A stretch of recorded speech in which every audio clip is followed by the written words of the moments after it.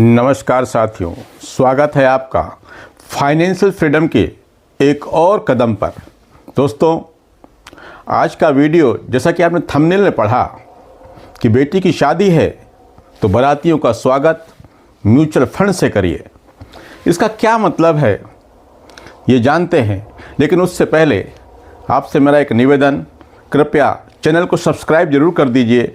Video पसंद आए तो लाइक कर दीजिएगा। जब आप सब्सक्राइब करते हैं, लाइक करते हैं तो यूट्यूब ऐसी जानकारियों को दूसरे लोगों तक पहुंचाता है, इसलिए ये जानकारी दूसरे लोगों तक भी पहुंच सके, इसलिए आप इसको सब्सक्राइब और लाइक ज़रूर कर दें। दोस्तों, ये बात तो सच है कि शादी विवाह करने के लिए हमेशा से हर माँ बाप, हर घर में कुछ ना कुछ व्यवस्था पहले से ही शुरू कर दी जाती है। उसका समय आने के पहले ही हम लोग छोटी छोटी बचत करने लगते हैं या घर में कुछ सामान बनाने लगते हैं, लेकिन उससे एक अच्छा आइडिया आज के समय में है जो लोगों को जानकारी नहीं है। अभी आप जो बाज़ार में प्रचलित हैं, आरडी वगैरह चला रहे हैं या और भी जो गवर्नमेंट की स्कीम है, कुछ वो कन्या की शादी वगैरह के लिए, उसको देखिए और जो मैं आज आपको बताने वाला हूँ उसको देखिए।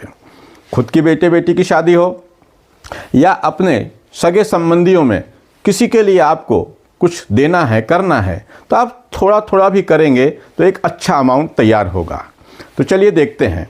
मान लीजिए आपने एक शादी की प्लानिंग के लिए महीने के 3,000 रुपये आप जमा करते हैं किसी म्यूचुअल फंड में। मान लीजिए मैं 3 फंड का नाम लेता हूं। जैसे देख लीजिए वो 3 फंड कौन से होंगे जो आपको करोड़ों रुपए बना कर देंगे।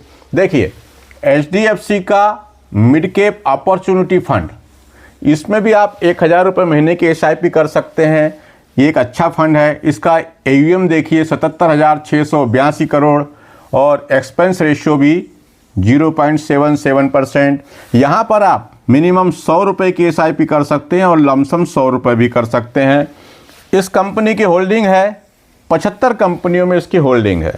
इसका रिटर्न देखिए, 1 साल में 37%, 3 साल में 28%, 5 साल में 30% और ऑल में 33% का रिटर्न दिया है। अभी स्किप करके जाइएगा मत, आगे मैं जो बताऊंगा उससे आपको सही समझ में आएगा कि क्या ये भी है, ऐसा भी हो सकता है। स्किप मत कीजिएगा, वीडियो को पूरा देखिए। दूसरे फंड की बात करता हूं तो एक स्मॉल कैप का फंड ले लीजिए, एक मिड कैप का, एक स्मॉल कैप का। तो क्वांट स्मॉल कैप फंड, इसका AUM साइज है 26,644 करोड़ का। इसका एक्सपेंस रेशो है 0.363% का और इसमें आप SIP कर सकते हैं 1,000 रुपये मिनिमम से और लमसम करते हैं 5,000 रुपये से। और 77 कंपनियों की होल्डिंग है इस फंड की। रिटर्न देखिए, 1 साल में 37%, 3 साल में 27% और 5 साल में 48% का रिटर्न दिया है। और ऑल में जब से फंड चालू हुआ है तब से 21% का रिटर्न इस फंड ने दिया है।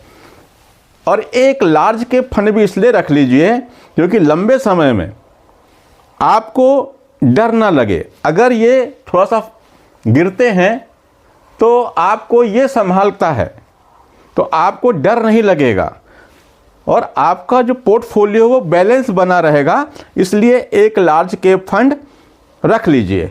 ना भी रखें तो चलता है क्योंकि समय लंबा है, लेकिन फिर भी जिसको डर लगता हो, जिसको म्यूचुअल फंड की जानकारी ना हो, तो एक लार्ज कैप फंड भी अपने पोर्टफोलियो में रख लीजिए। तो देखिए, लार्ज कैप में हमारे पास है, हमने आज लिया है Nippon India large cap fund को। अब ये जो फंड है इसका AUM देखिए 34,432 करोड़ रुपए यहाँ पर लोगों ने लगाए हैं।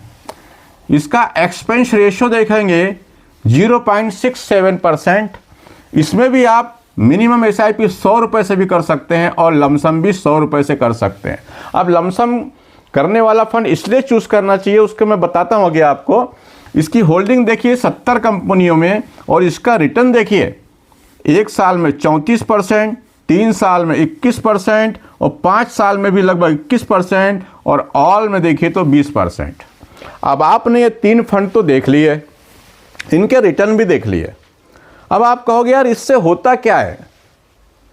सब कुछ कैलकुलेशन है। अभी आप मान लीजिए, अभी आप 3,000 रुपये महीने की SIP इसमें कर सकते हैं। आप कोई कहेंगे हम 3,000 नहीं कर सकते, तो आप 1,000 रुपये महीने की कर दीजिए ना। 500 इसमें कर दीजिए, 200 इसमें कर दीजिए, 300 किसी में कर दीजिए। इस तरह आप 1,500 रुपये भी कर सकते हैं, 1,000 रुपये भी कर सकते हैं, 2,000 भी कर सकते हैं। लेकिन एक हम कैलकुलेशन कर रहे हैं कि चलिए 3,000 रुपये महीने की हम SIP करते हैं। मान लीजिए हमने 1,000 रुपये इस फंड में इन्वेस्ट किया महीने के, इस फंड में भी 1,000 और इस फंड में भी 1,000, तो महीने के हो गए हमारे 3,000 रुपये।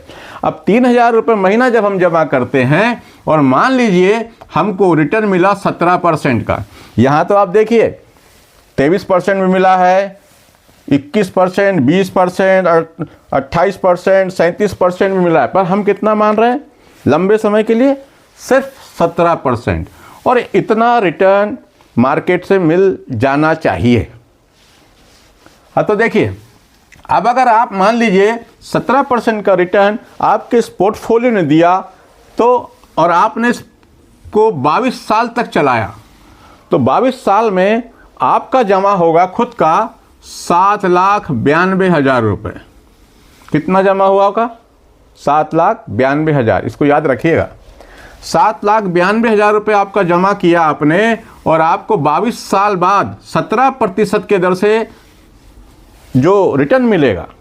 ब्याज यहाँ फिक्स तो होता नहीं है, एक अपन अनुमान लगा रहे हैं जो मिल जाना चाहिए 17%। तो आपको ये लगभग 7,92,000 के मिलेंगे, 85,92,207, लगभग 86 लाख रुपए। वहीं पे अगर मान लो हम इसी को 22 साल की जगह 24 साल कर देते हैं, 2 साल बढ़ा देते हैं, तो क्या होगा? 24 साल में हमारे जमा हो जाएंगे 8,64,000 रुपये। 8,64,000 के कितने बन जाएंगे? ये देखिए, 1,21,29,084 रुपये। देखा आपने? 22 साल सिर्फ 3,000 रुपये महीने जमा करने से 24 साल में 1,21,29,084 रुपये का कॉर्पस इकट्ठा हो सकता है। चलिए आप कोई कहेंगे, मान भी लेते हैं कितना ही कमज़ोर होकर के कि चलो भाई 17 भी नहीं मिलेगा, 15 तो मिलेगा, तो 15% रिटर्न भी मिला, तो आपके पास तैयार हो जाता है 84,54,120 रुपया। अब कुछ लोग कहेंगे कि भाई उस समय तो 22 साल बाद इतनी महंगाई बढ़ जाएगी, इन्फ्लेशन इतना हो जाएगा। ठीक है, सही कह रहे हैं आप, पर आप या कोई और जो कुछ और जगह इन्वेस्ट करते हैं, तो वहाँ पे क्या होता है? वहाँ भी तो महंगाई बढ़ती है, वहाँ भी तो इन्फ्लेशन बढ़ता है। अभी आप जो दूसरी स्कीम है, RD है या और भी कोई दूसरी स्कीम पैसे जमा करने जाते हैं, FD में जमा करने जाते हैं, कितना रिटर्न मिलता है? 6%, 7%, इतना ही ना। और यहाँ पूरी संभावना है कि 15 से 17, 18% का रिटर्न मिल सकता है। चलिए उतना नहीं मिलेगा तो आप 7-8% तो आपको वहाँ मिलता है ना। और महंगाई कितनी बढ़ जा रही है? हर साल 5% महंगाई बढ़ती है, इन्फ्लेशन 5% का मान लेते हैं। तो आपको अगर आपने कहीं पैसा रखा और उसने आपको 7% का रिटर्न दिया और महंगाई ही हो गई 5%, तो आपको मिला कितने परसेंट? 2% ना। क्या हुआ? जैसे मान लीजिए आपने यही 3,000 रुपये कहीं RD चालू कर दी और 24 साल में आप वहाँ पे जमा करते रहेंगे, यही 8,64,000 रुपये आपका जमा हो जाएगा और आपको मिलेगा कितना? यही 22,44,725 रुपये। वही पैसा आपने यहाँ जमा किया था तो यहाँ पर मिला 1,21,29,084 रुपये, और वही आपने यहाँ पे जमा किया, 24 साल का ही समय दिया, तो यहाँ पर सिर्फ आपके बन रहे हैं 22,44,000 रुपये। कितना फ़र्क है? और चलो और कोई दूसरी योजना भी है शायद विवाह वाली, उसको भी देख लेते हैं। मान लो उसने 9% भी दिया तो भी आपका ये 8,64,000 का कितना बनेगा? 30,63,417 रुपये। जी हाँ, माना कि 20-22 साल में महंगाई काफ़ी बढ़ जाएगी, लेकिन कुछ ना होने से अच्छा कुछ तो आपके पास होगा। और अभी भी तो आप कुछ ना कुछ कर रहे हैं ना, अपने बच्चों के लिए, किसी की शादी विवाह, नौकरी धंधे के लिए कहीं ना कहीं तो जमा कर रहे हैं ना, किसी एफडी के रूप में, आरडी के रूप में, या किसी और योजना के रूप में। पर आप रिटर्न नहीं देख रहे हैं कि कहाँ हमें ज़्यादा बेनिफिट मिलेगा, और इसीलिए अमीर और अमीर बनता जा रहा है, गरीब गरीब होता जा रहा है। क्योंकि वो पैसा लगाता तो है, लेकिन कहाँ लगाना है, कैसे लगाना है, इसकी जानकारी उसको नहीं होती। और मैं कहता हूँ करके देखिए ना, 1 साल 2 साल करके देखिए, आपको नहीं समझ में आएगा तो आप वापस पैसा निकाल भी तो सकते हैं। लेकिन यहाँ पर अगर आपको ये जो कैलकुलेशन है, ये कंपाउंडिंग का पावर है, इसका मज़ा लेना है तो लंबे समय तक बने रहिएगा। यकीन मानिए, अगर आपने ये सब करके देखा, इस तरह से सिस्टमैटिक चले, डरे नहीं, मार्केट के गिरने चढ़ने से आपको फ़र्क नहीं पड़ा, तो आप अपनी बेटी के शादी में बारातियों का स्वागत म्यूचुअल फंड के पैसों से कर पाएंगे। दोस्तों, वीडियो अच्छा लगा हो तो वीडियो को शेयर कीजिए ताकि और लोगों तक की जानकारी पहुंचे। और आपके कोई सवाल हो म्यूचुअल फंड से लेकर के, तो कृपया कमेंट बॉक्स में जाके कमेंट कीजिए, हम उसका जवाब ज़रूर देंगे। चैनल को सब्सक्राइब कीजिए। आज के लिए इतना ही। धन्यवाद। नमस्कार। जय हिंद, जय भारत।